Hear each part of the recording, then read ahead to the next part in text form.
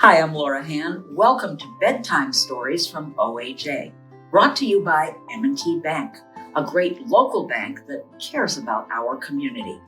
I'd like to share with you a story about our local history, about a woman named Margaret Olivia Slocum Sage.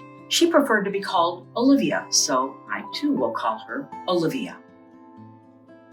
Olivia was born here in Syracuse in 1828. Into a family of privilege.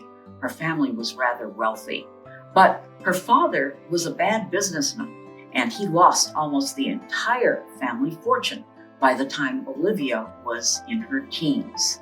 Thanks to a wealthy uncle, though, she was educated at the Troy Female Seminary.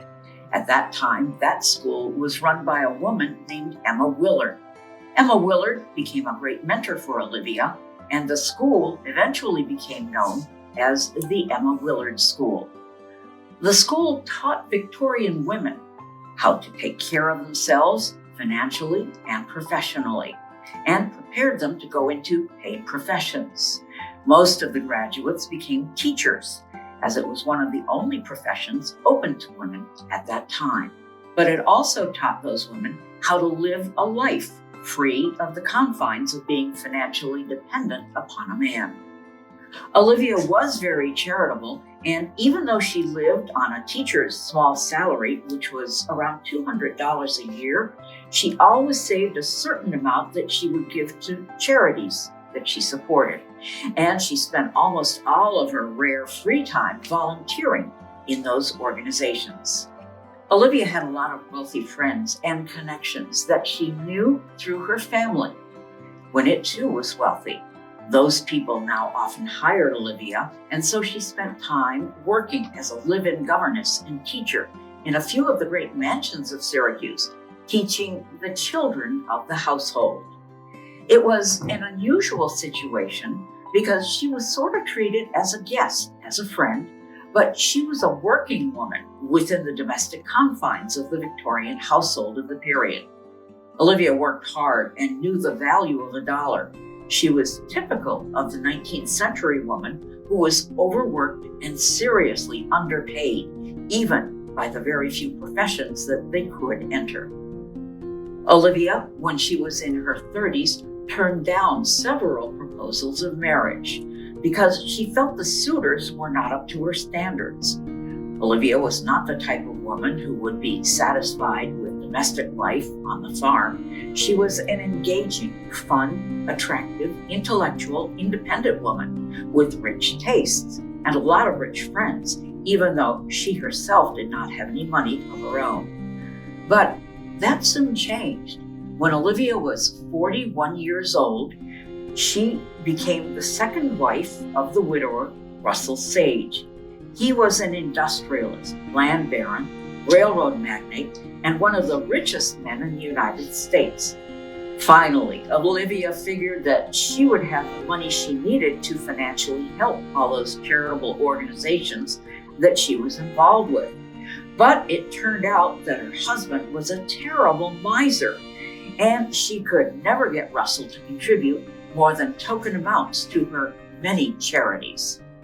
In fact, in 1903, Olivia was interviewed for an article in a Syracuse newspaper in which she said that the biggest reason for unhappy marriages was a lack of independent incomes.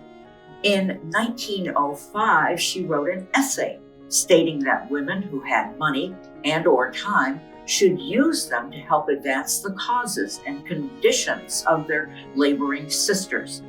So she was very, very concerned with women's working conditions, opportunities, health, education, and eventually a woman's right to vote.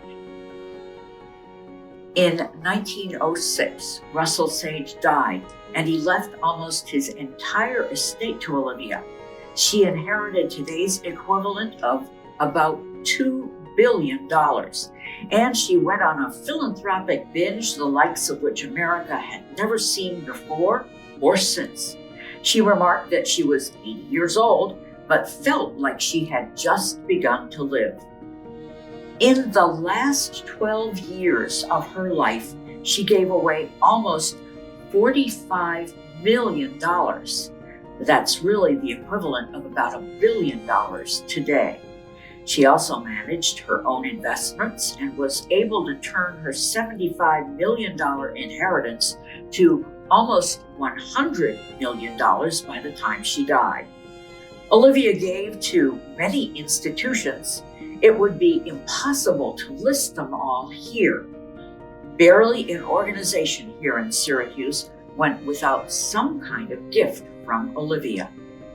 She received about 300 letters a day asking for assistance, and she hired a staff to help her go through them.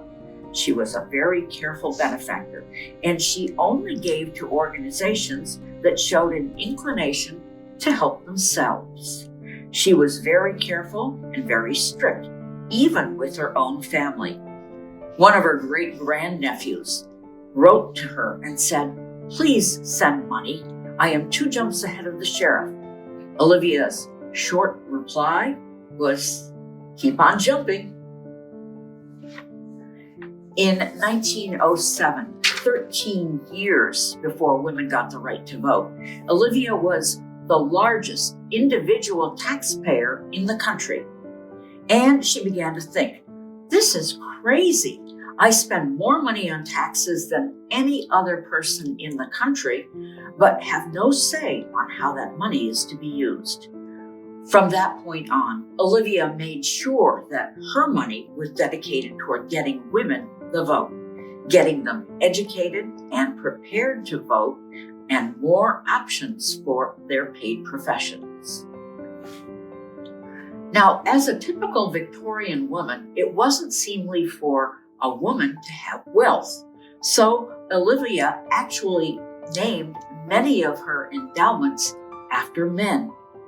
And it's said that perhaps she named some after her husband to improve his somewhat sullied reputation as a really tough businessman without any heart. So the college that she founded, Russell Sage College for Women, was named after him. The foundation that she created and started with a $10 million fund was the Russell Sage Fund.